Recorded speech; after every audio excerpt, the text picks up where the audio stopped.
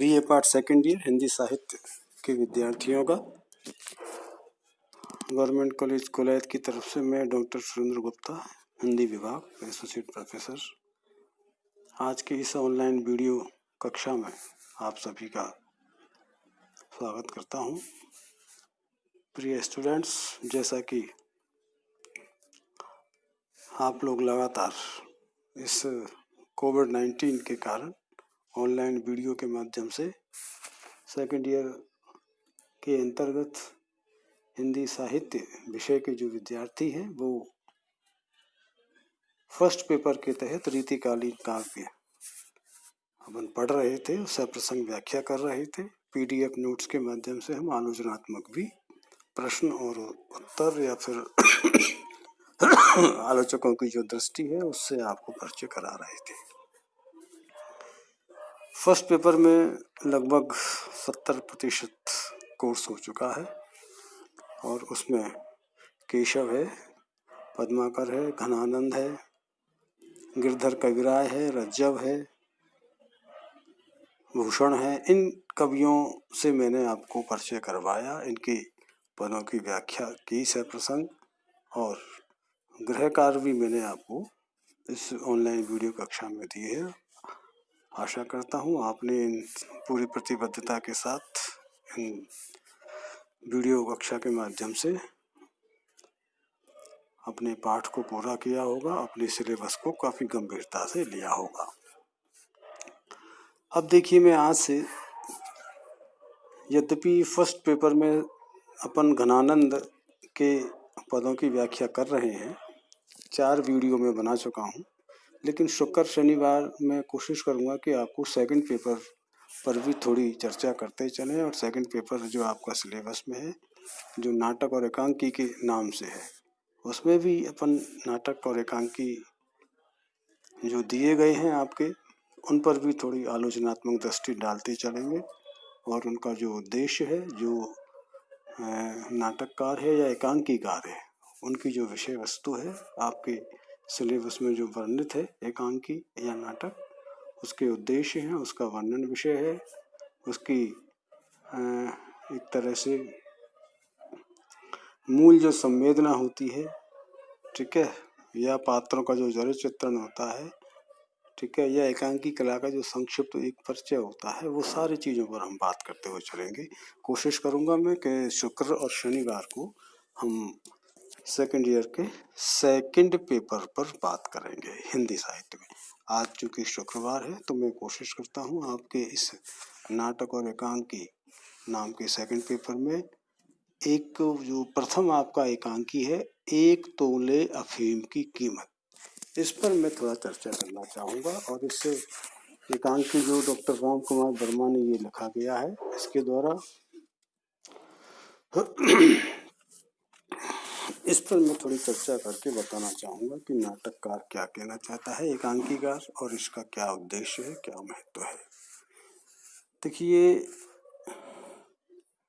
यद्यपि हिंदी एकांकी को नवीन और महत्वपूर्ण देखिए आयाम प्रदान करने वाले हैं ये डॉक्टर राम कुमार वर्मा, नाम इनका उल्लेखनीय है।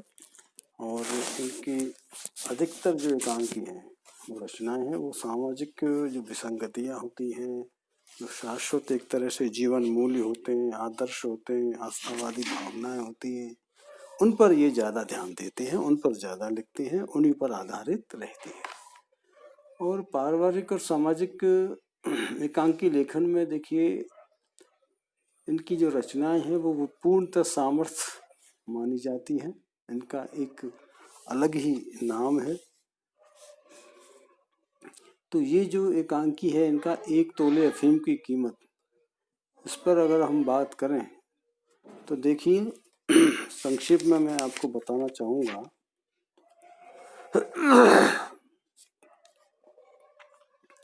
यह एक सामाजिक एकांकी है, ठीक है, मतलब किसी सामाजिक विषय को लेकर के अपनी वस्तु, अपनी दृष्टि को यहाँ एकांकीकार पाठकों के समक्ष या रचना के माध्यम से प्रस्तुत करना चाहता है। और डॉक्टर वर्मा ने अपने सामाजिक एकांकियों के जो पात्र के चरित्र चित्रण के द्वारा जितने भी सामाजिक अपन की जो विषमताएं होती हैं, समाज में कुरीतियाँ होती हैं, विसंगतियाँ कहो, है कि नहीं, उनको हम क्या कहें, अंधविश्वास भी कह सकते हैं, रूढ़ियाँ भी कह सकते हैं, अव्यवस्था भी कह सकते हैं। ठीक है, उन सब का उन्होंने यहाँ पर निरूपण करना चाहा है और निरूपण करके समाज को ये एक स्वस्थ गति देना चाहते हैं। ठीक है, समाज में एक शुद्ध आचरण पैदा करना चाहते हैं। एक इनकी कामना रहती है कि समाज को एक ऐसी गति मिले जो आदर्शात्मक गति मिले जो सामाजिक प्राणी है वो सुखी जीवन जिए। तो उन्होंने अपने सामाजिक की जितने भी एकांकी हैं उसमें क्या है कि पुरुष पात्रों के साथ साथ नारी पात्रों को भी रखा है, चित्रण किया है और समाज की किसी न किसी समस्याओं के उद्घाटन में ये लोग सहायक सिद्ध हुए हैं। तो इन पात्रों में जो है इस ये जो आपका 1 तोले अफीम की कीमत के जो 2 पात्र हैं इसमें प्रमुख मुरारी और मुरारी इसका पुरुष पात्र है और विश्व मोहिनी नारी पात्र है। तो दोनों के द्वारा दहेज की जो समस्या आज भारतीय समाज में जो सर्वत्र दिखाई देती है, तो एकांकीकार के समय भी ये समस्या बड़ी मुंह ऊंचा किए हुए खड़ी हुई थी। इस समस्या से बहुत सारी विकृतियां समाज में आ रही थी। तो इस दहेज की समस्या को लेकर के यहाँ पर इस एकांकीकार ने समाज की जो विसंगति है उसको स्पष्ट करने का प्रयास किया है और यहाँ ये बताना चाहे कि जो पिता दहेज लेने और जो पिता दहेज न दे पाने की असमर्थता के कारण, ठीक है, अपनी जीवन लीला को समाप्त करने के लिए उतारू हो जाते हैं, आत्महत्या करने के लिए तैयार हो जाते हैं, तो वो सारे के सारे जो दृश्य हैं, वो सारे की जो जीवन की जो विसंगतियां हैं वो इस एकांकी में देखने को मिलती हैं। तो एक तरह से मैं ये कहना चाहूँगा कि इस 1 तोले अफीम की कीमत डॉक्टर वर्मा इसके माध्यम से दहेज के लोभी बनकर जो दहेज के नाम पर चाहे अनचाहे किसी भी प्रकार के संबंध को जोड़ने का जो प्रयास करते हैं, ठीक है, वो ठीक नहीं है। और इससे युवा आज की इस समस्या का जो ये पुरानी पीढ़ी के द्वारा देन मानी जाती है, ठीक है, पुरानी पीढ़ी दहेज को लेने के लिए तैयार रहती है, लेकिन नई पीढ़ी इस कुप्रथा का विरोध करना चाहिए। इस एकांकी में पुरानी पीढ़ी की इस मानसिकता का, दहेज लोभी वाली मानसिकता का पुरानी जो पीढ़ी के पात्र हैं वो विरोध नहीं कर पाते हैं। 2 पात्र हैं मैंने बताया, मुरारी और विश्व मोहिनी। तो मुरारी जो है वो अपने पिता की इस दहेज लोभी मानसिकता का केवल मन में सोच कर रह जाते हैं, विरोध नहीं कर पाते हैं और आत्महत्या करने तक तैयार हो जाते हैं।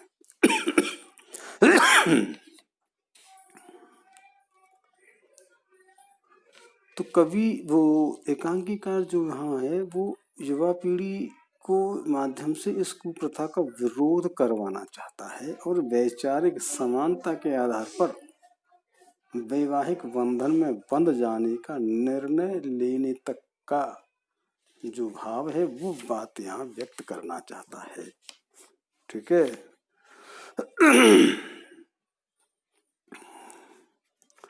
इसमें मैंने बताया एक सामाजिक समस्या है दहेज की और इसमें दोनों ही पात्र युवक और युवती हैं, मुरारी और विश्व मोहिनी। तो दोनों ही, मुरारी के पिता जो है वो दहेज लोभी हैं और दहेज लेना चाहते हैं और दूसरे जो विश्व मोहिनी है उसके पिता दहेज देने में असमर्थ है। तो दहेज की समस्या को लेकर जो नई पीढ़ी है दोनों ही अफीम खाकर आत्महत्या करना चाहते हैं। ठीक है, लेकिन यहाँ एकांकीकार इस एकांकी का अंत दुखद ना करके नहीं, दोनों को वो मिला देते हैं और दहेज की समस्या बाकी वही धरी रह जाती है। ये एक इसका अंत जो है वो सुखद नहीं कहा जा सकता। ठीक है, केवल एक विचार युवा पीढ़ी के समक्ष समस्या को लेकर के रखते हैं। इसमें राम कुमार जी वर्मा तो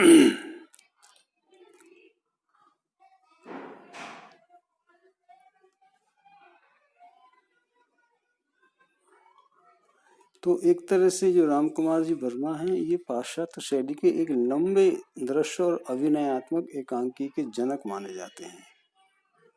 इनके द्वारा रचित जो भी ऐतिहासिक और सामाजिक जो एकांकी है, उनका मूल जो सर्व आदर्शवादी रहा है।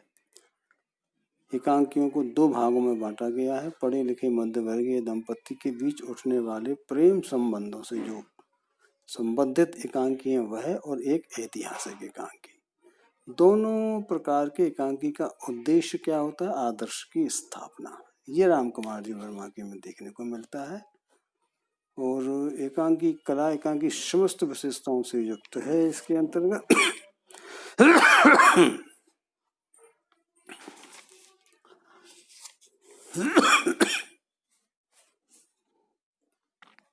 एक तरह से इस एक तोले अफीम की कीमत डॉक्टर राम कुमार वर्मा की जो है,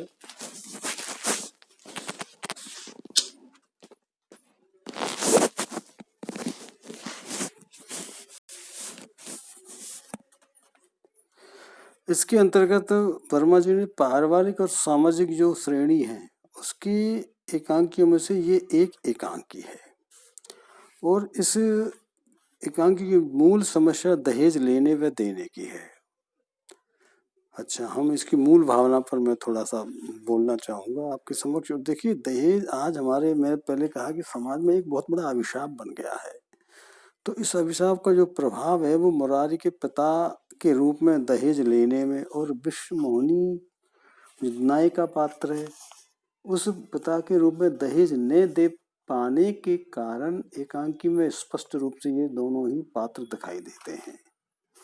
इनके कारण ही ये परिस्थितियां, ये समस्या को सामने रखते हैं एकांकीकार,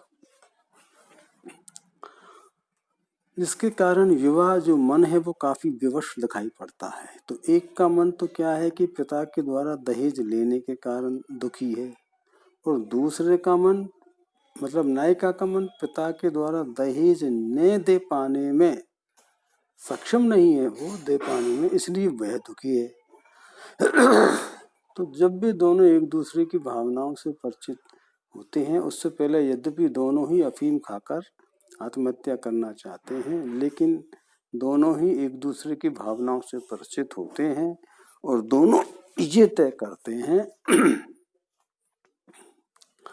कि हमको पुरानी पीढ़ी अर्थात अपने पिताओं के निर्णय के विरोध में जाकर के दोनों को शादी कर लेनी चाहिए। तो वो दोनों शादी कर लेते हैं, पिताजी के अपने पुरानी पीढ़ी के निर्णय के खिलाफ जाकर के। बस निर्णय के खिलाफ जाकर के शादी करने का एक नया कॉन्सेप्ट, एक इस समस्या, दहेज जैसी बड़ी समस्या का समाधान अगर यहाँ राम कुमार जी एकांकीकार देखते हैं तो वो क्या है कि पुरानी पीढ़ी का विरोध स्वरों में, शब्दों में नहीं करते हैं, बल्कि उनसे अलग होकर शादी करने तक ही सीमित रह जाते हैं।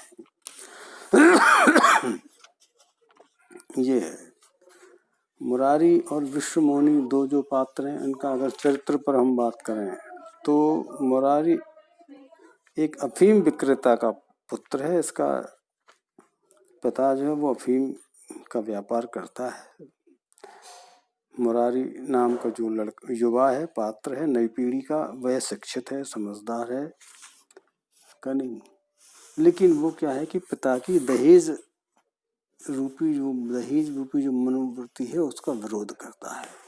लेकिन विरोध शब्दों में नहीं करता है, केवल सोच कर रह जाता है। उसका पिता एक अनपढ़ गंवार लड़की से उसकी शादी करवाना चाहता है दहेज लेने के चक्कर में, लेकिन इस मनोवृत्ति का जो विरोध वह नहीं कर पाता है और आत्महत्या करने की सोचने लगता है। तो यहाँ पर कौन सी विशेषता होती है उसकी चारित्रिक रूप से कि पिता की दहेज मनोवृत्ति का विरोधी, और दूसरी विशेषता क्या है कि जो है समस्याओं से न जूझ, समस्याओं से हार कर पलायनवादी सोच भी उसमें देखने को मिलती है। समस्या कितनी बड़ी है, लेकिन उसको सामना न करते हुए उल्टा आत्महत्या करने तक की सोचता है पात्र। तो ये नई पीढ़ी का पलायनवादी भी सोच है जो उसके चरित्र में झलकता है। शिक्षित है, विचारशील है, दृढ़ संकल्पी भी है वह, ठीक है। और मुरारी जो है वो मोहन आज के जमाने का शिक्षित, विचारशील, दृढ़ संकल्पी नवयुवक इसमें एकांकीकार ने दिखाया है।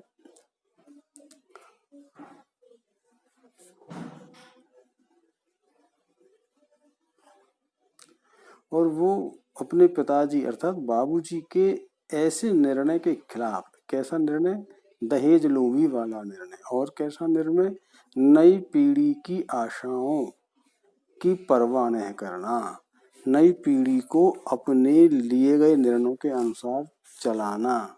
ऐसे जो तानाशाही निर्णय है, लोभी वृत्ति के निर्णय हैं, उनका वो विरोध न करके नहीं सोचते हैं। और वो क्या कहते हैं उदाहरण के रूप में,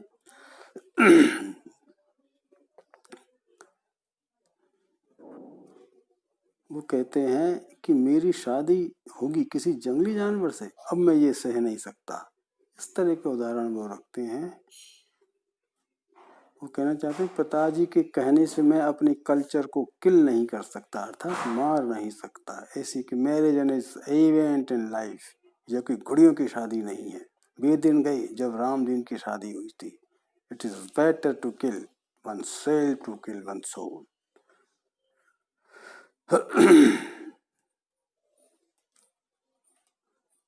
तो यहाँ पर उनके एक इस तरह के उदाहरण हैं जो उसके शिक्षित, विचारशील और दृढ़ संकल्पी होने के भाव को व्यक्त करते हैं। एक उदाहरण और है कि बाबूजी सोचते क्यों नहीं, हम किसी लोगों के पास भी दिल होता है, हम लोग भी हसरत रखते हैं। तो ऐसे ही इन विचारों के बीच ही वह दृढ़ संकल्प को भी दोहराता है।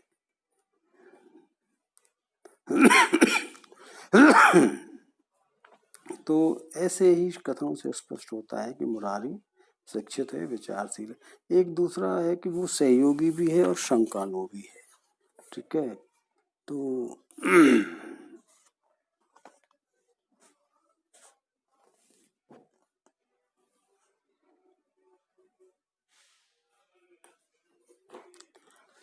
इस तरह के जो है दो तीन तरह का चरित्र है आपके इसमें। और एक विश्वमोहिनी नायिका है, उसका भी चरित्र ऐसा ही है कि वो शिक्षित है लेकिन पिता की बेबसी को समझने वाली है, ठीक है। 18 वर्ष की लड़की है वो, पिता उसकी शादी करना चाहते हैं लेकिन उसकी बेवजह है कि वो दहेज नहीं देना चाहते।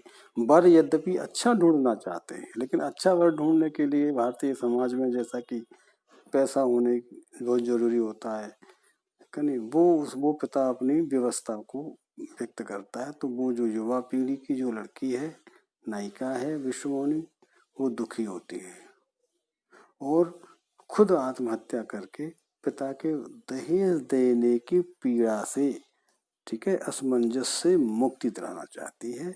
तो शिक्षित है लेकिन पिता की बेबसी को समझने वाली भी है, और वह भी जो है आत्महत्या जैसे कदम उठाने के लिए विवश होने वाली एक पलायनवादी सोच से ग्रसित है। बात करने में चतुर है वह, भोली वाली भी है। और अगर दोनों पात्रों की एक ही दृष्टि से दोनों के पात्रों की तुलना की जाए तो दोनों की सोच एक ही जैसी है, अर्थात नई पीढ़ी की सोच है ये।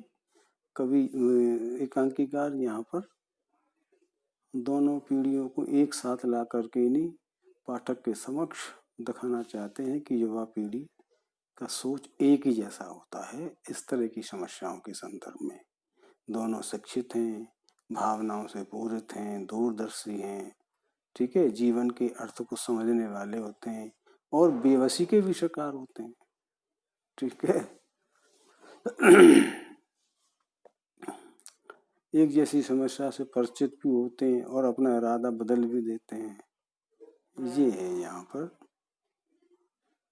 तो एक तरह से ये दोनों एक दूसरे के दृष्टि पास में बंद करके जीवन साथी बन ही जाते हैं और एक इसका जो अंत है एकांकी का, वो इस मिलन से क्या है कि लेखक ने दहेज जैसी समस्या के समाधान की ओर संकेत किया है। ये एक इसमें बड़ी बात है।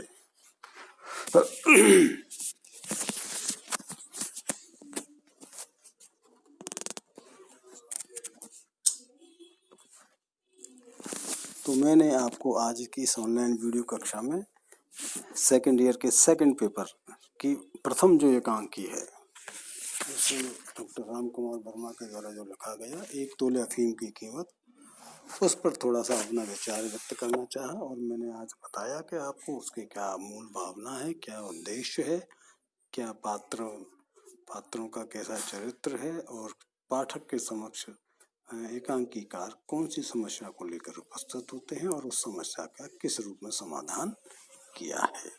आज की इस ऑनलाइन वीडियो कक्षा में इतना ही। अगली कक्षा में फिर हम एक नए एकांक के साथ प्रस्तुत होंगे। तब तक के लिए आप सभी को नमस्कार।